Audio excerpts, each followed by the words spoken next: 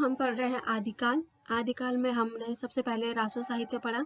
रासो साहित्य में भी हम कुछ रासो रचनाओं को पढ़ चुके हैं और इसी क्रम में आज हमारा जो टॉपिक है, जो हम पढ़ेंगे आज, हमीर रासो। हमीर रासो, इसके जो रचनाकार हैं वो है सारंगधर और रचना काल जो है वो 1357 ईस्वी, और अगर विक्रमी संवत में देखेंगे तो 1414 ईस्वी है। इसके बारे में देखेंगे हम तथ्य। यह मूल रचना उपलब्ध नहीं है। शुक्ल जी ने प्राकृत पैंगलम में सारंगधर के कुछ पद मिलते थे। इन पदों के आधार पर शुक्ल जी ने इसके अस्तित्व की कल्पना की है। यहाँ पे थोड़ा लिखने में वो हो रखा है। ये जो रचना है वो मूल रूप में उपलब्ध नहीं है और प्राकृत पैंगलम एक रचना है जो सारंगधर की है, उसमें इसके कुछ पद मिले थे। तो शुक्ल जी ने इन पदों के आधार पर ही इसके अस्तित्व की कल्पना करी थी। जो प्राकृत पैंगलम में हमीर रासो के जो कुछ पद मिले हैं, उसी के आधार पर एक हमीर रासो नामक रचना की कल्पना की है। राहुल सांकृत्यायन ने इन पदों को सारंगधर के पद न मानकर जज्जल नामक कवि के पद माना है।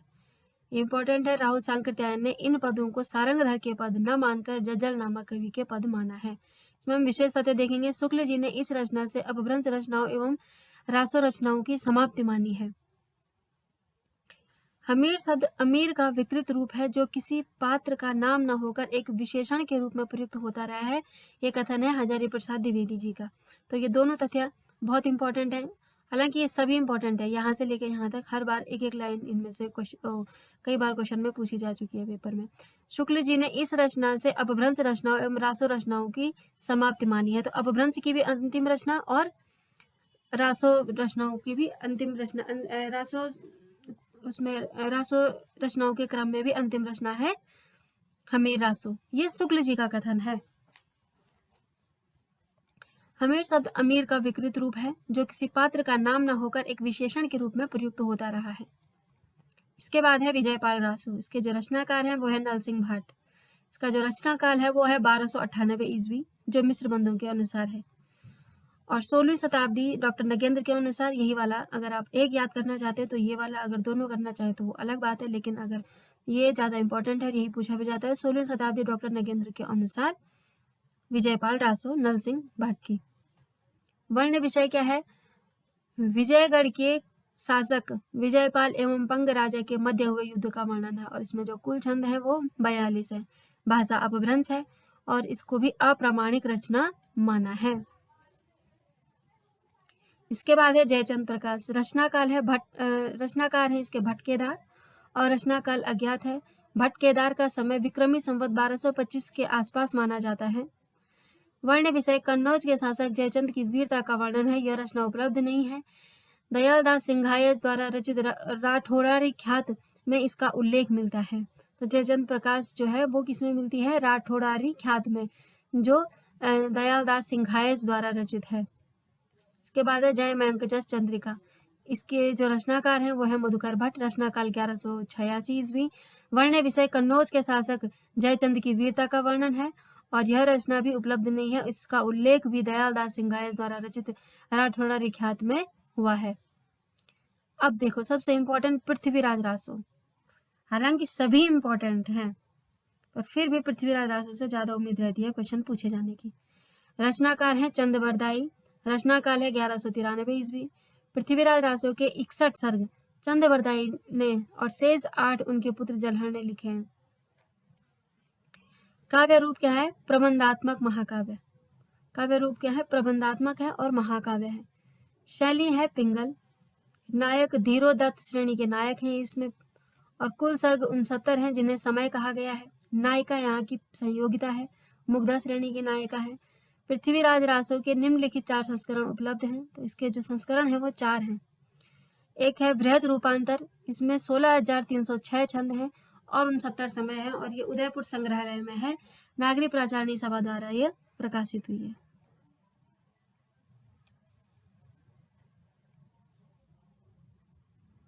इसके बाद मध्यम रूपांतरण है, इसमें 7,000 छंद हैं और इसकी जो प्रति है वो बीकानेर एवं अबोहर में है। इसके बाद लघु रूपांतरण है, इसमें 3500 छंद है और 19 सर्ग हैं। हस्तलिखित प्रति बीकानेर के संग्रहालय में सुरक्षित है। लघुतम रूपांतरण, इसमें 1300 छंद है। इसी को डॉक्टर दशरथ शर्मा ने मूल पृथ्वीराज राजस्व माना है। जो लघुत्तम रूपांतरण है इसमें 1300 छंद है लघुत्तम, और दशरथ शर्मा ने मूल पृथ्वीराज राजस्व इसी को माना है, और इसका संपादन माता प्रसाद गुप्त ने किया है। मुझे जहाँ तक याद है ये वाला या ये वाला क्वेश्चन अभी पूछा गया था कहीं कि कितने छंद हैं लघु रूपांतरण में या लघुत्तम रूपांतरण में।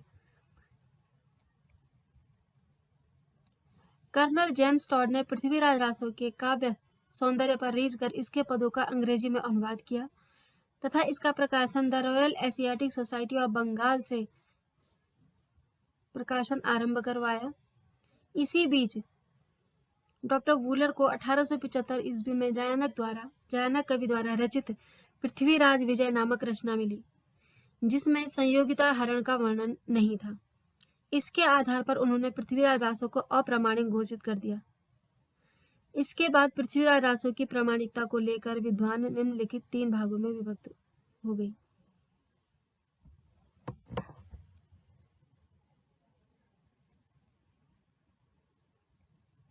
जो पृथ्वीराज राजस्व है इसको कोई प्रामाणिक मानता है, कोई अप्रामाणिक मानता है। अप्रामाणिकता का जो वो देते हैं वो पृथ्वीराज विजय को मानते हैं, जो 1875 में जयानक कवि द्वारा रचित एक रचना है। इसमें क्या है, जो पृथ्वीराज राजस्व है इसमें संयुक्ता हरण का वर्णन है, लेकिन पृथ्वीराज विजय में नहीं है, और इसमें भी उन्हीं पृथ्वीराज चौहान का वर्णन है। तो इसलिए डॉक्टर वूलर कहते हैं कि ये अप्रामाणिक रचना है। तो इसके आधार पर क्या हो गया, जो पृथ्वीराज राजस्व है ना वो 3 भागों में विभक्त होगी। कौन कौन से, एक तो अप्रामाणिक मानने वाले, एक अर्ध प्रामाणिक मानने वाले, और एक प्रामाणिक मानने वाले विद्वान है। तो ये क्वेश्चन भी बहुत इंपॉर्टेंट है, देखेंगे। ये देखिए, सबसे पहले हम देखेंगे अप्रामाणिक मानने वाले। तो सबसे पहले अप्रामाणिक कौन से मानते हैं, गौरी शंकर हीरानंद ओझा, मुंशी देवी प्रसाद या देवी प्रसाद मुंशी, ये दोनों नाम इन्हीं के हैं। डॉक्टर वूलर, शुक्ल मुरारीदान, कविराज श्यामल दास, मोतीलाल मेनारिया। इसके बाद अर्ध प्रामाणिक मानने वाले अगरचंद नाहटा, मुनिजिन विजय, हजारी प्रसाद द्विवेदी और सुनीति कुमार चटर्जी अर्ध प्रामाणिक मानते हैं। प्रामाणिक मानने वाले विद्वान Shyam Sundar Das, Mohanlal Vishnulal Pandya, colonel James Tod, Hariaudh, Dasharath Sharma, doctor Nagendra Grierson, Mishra Bandhu, Mathura प्रसाद दीक्षित। तो इन्होंने इस प्रकार से आप ऐसे ही इसको बना दीजिएगा, पहले अप्रामाणिक मानने वाले, अर्ध प्रामाणिक मानने वाले और प्रामाणिक मानने वाले। अब देखते हैं ट्रिक इसकी, ये याद हो जाएगा। GMD, अब अप्रामाणिक मोतीला, ये अप्रामाणिक मानने वाले। GMD, जी से हो जाएगा गौरी शंकर हीरानंद ओझा, M से हो जाएगा मुरारीदान श्यामल दास, D से हो जाएगा देवी प्रसाद मुंशी, O से हो गया अजय रामचंद्र शुक्ल, ब से हो जाएगा डॉक्टर वूलर, मोती से हो जाएगा मोतीलाल मेनारिया। अर्ध प्रामाणिक मानने वाले अगर मुनि अधूरी हज सुनाए, अधूरी अर्ध प्रामाणिक। अगर चंद नाहटा, मुनिजन विजय, हज यानी हजारी प्रसाद द्विवेदी और सुनाए सुनीति कुमार चटर्जी। तो ये अर्ध प्रामाणिक मानने वाले, और अभी हमने देखा ये अप्रामाणिक मानने वाले। तो बाकी जो शेष होंगे वो प्रामाणिक मानने वाले में अपने आप पे आ जाएंगे। इसकी भाषा देखेंगे, पृथ्वीराज राजस्व की भाषा क्या है। इसको भी किसी ने अपभ्रंश माना है, किसी ने डिंगल मिश्रित ब्रज भाषा माना है, और किसी ने पिंगल शैली माना है ब्रज भाषा। अपभ्रंश मानने वाले मुनिजन विजय, मुनिकांत सागर और सुनीति कुमार चटर्जी। डिंगल डॉक्टर दशरथ शर्मा, राम कुमार वर्मा, मोतीलाल मेनारिया। और जो पिंगल शैली या ब्रज भाषा मानते हैं वो उदय नारायण तिवारी, नामवर सिंह, ग्रियर्सन, शुक्ल जी, श्याम सुंदर दास, धीरेन्द्र वर्मा, विपिन बिहारी त्रिवेदी। पृथ्वीराज राजस्व के महत्वपूर्ण सर्ग। पहला सर्ग है इसमें आदि पर्व समय है। पृथ्वीराज चौहान के वंश का परिचय है पहले में, इसको आदि पर्व समय भी कहा जाता है, जैसे कि हमने पढ़ा था इसके सर्ग को समय कहते हैं। फिर दूसरा सर्ग है, इसमें दासम समय है, ये विष्णु के 10 अवतारों का वर्णन है। और ये 20वां सर्ग है, इसमें पद्मावती समय, इसको मैं दोबारा देखूंगी ये 20वां है या 30वां लिखा हुआ है,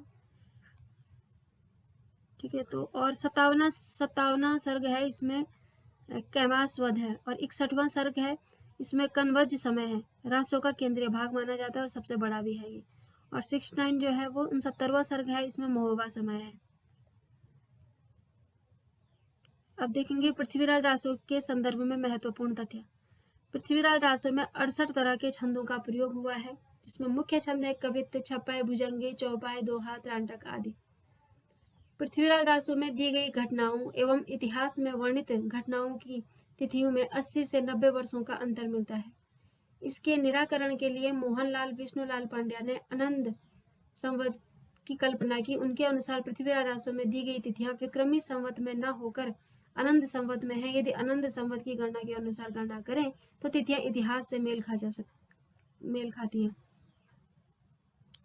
पृथ्वीराज रासो में दी गई घटनाएं एवं इतिहास में वर्णित तिथियों में 80 से 90 वर्षों का अंतर है, और यही जो कारण है वो इसको अप्रामाणिक या अर्ध प्रमाणिक मानने का रहा है, क्योंकि इसमें जो समय है और जो इतिहास की घटनाएं हैं वो मेल नहीं खाती हैं।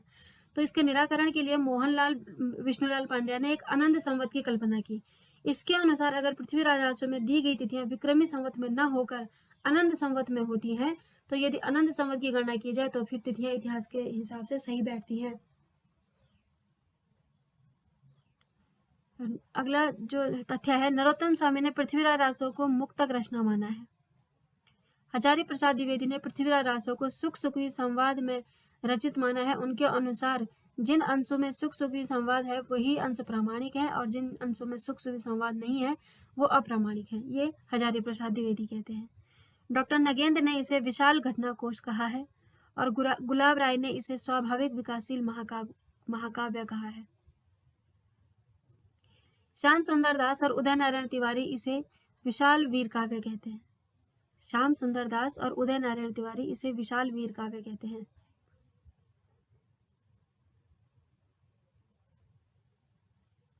पृथ्वीराज रासो के संदर्भ में आलोचकों के मत। चंद्रवरदाई हिंदी के प्रथम महाकवि माने जाते हैं, और इनका पृथ्वीराज रासो हिंदी का प्रथम महाकाव्य है। ये शुक्ल जी का कथन है। तो प्रथम कवि नहीं इन्होंने कहा है, प्रथम महाकवि कहा है। तो प्रथम महाकवि चंद्रवरदाई को माना है शुक्ल जी ने, और पृथ्वीराज रासो को हिंदी का प्रथम महाकाव्य माना है। पृथ्वीराज रासो इतिहास नहीं है, काव्य ग्रंथ है। जयानक का पृथ्वीराज विजय भी काव्य ग्रंथ ही है। फिर क्यों उसमें घटनाएं और नाम ठीक ठाक हैं? यह पूरा ग्रंथ वास्तव में जाली है, शुक्ल जी के अनुसार। पृथ्वीराज रासो इतिहास नहीं है, काव्य ग्रंथ है। जयानक का पृथ्वीराज विजय भी काव्य ग्रंथ ही है। फिर क्यों उसमें घटनाएं और नाम ठीक ठाक हैं? यह पूरा ग्रंथ वास्तव में जाली है। यह शुक्ल जी का कथन है। पृथ्वीराज रासो प्राचीन काल की साहित्य की पिंगल भाषा का ग्रंथ है। ये श्याम सुंदर दास कहते हैं। पृथ्वीराज रासो एक राजनीतिक महाकाव्य है, बच्चन सिंह का कथन है। पृथ्वीराज रासो राजनीति की महाकाव्यात्मक त्रासदी है, बच्चन सिंह। पृथ्वीराज रासो की रचना सुख सुखी संवाद के रूप में हुई थी। जिन सर्गों में यह शैली नहीं मिलती है उन्हें प्रक्षिप्त मानना चाहिए, और इससे वे अंश प्रक्षिप्त सिद्ध होते हैं। इनमें इतिहास विरुद्ध तथ्य है। ये हजारी प्रसाद द्विवेदी कहते हैं। प्रक्षिप्त यानी बाद में। युद्ध के प्रसंगों में पृथ्वीराज रासो की भाषा डिंगल का रूप धारण करती है, किंतु विवाह और प्रेम इत्यादि प्रसंगों में यह प्रधान रूप से पिंगल ही बनी रहती है। वस्तुतः मूल पृथ्वीराज रासो शौरसेनी अपभ्रंश में लिखा गया था, जो परिनिष्ठित साहित्यिक अपभ्रंश से थोड़ी भिन्न और कुछ आगे बढ़ी हुई थी। यह हजारी प्रसाद द्विवेदी जी का कथन है। पृथ्वीराज रासो की भाषा वास्तव में अपभ्रंश ही है, ये मुनिजन विजय कहते हैं। शिव सिंह सेंगर ने छंदों का अजायब घर कहा है पृथ्वीराज रासो को। भाषा की कसौटी पर यदि ग्रंथ को कसते हैं तो और भी निराश होना पड़ता है, क्योंकि वह बिल्कुल बेठिकाने और उसमें व्याकरण आदि की कोई व्यवस्था नहीं है। ये शुक्ल जी कहते हैं। यदि भाषा की कसौटी पर यदि ग्रंथ को कसते हैं तो और भी निराश होना पड़ता है, क्योंकि वह बिल्कुल बेठिकाने है, उसमें व्याकरण आदि की कोई व्यवस्था ही नहीं है। ये शुक्ल जी का कथन है। चंद्रवरदाई ने पृथ्वीराज रासो की भाषा को षड भाषा कहा है, जिसमें ब्रज, मागधी, संस्कृत, नाग, यवन और फारसी को बताया है।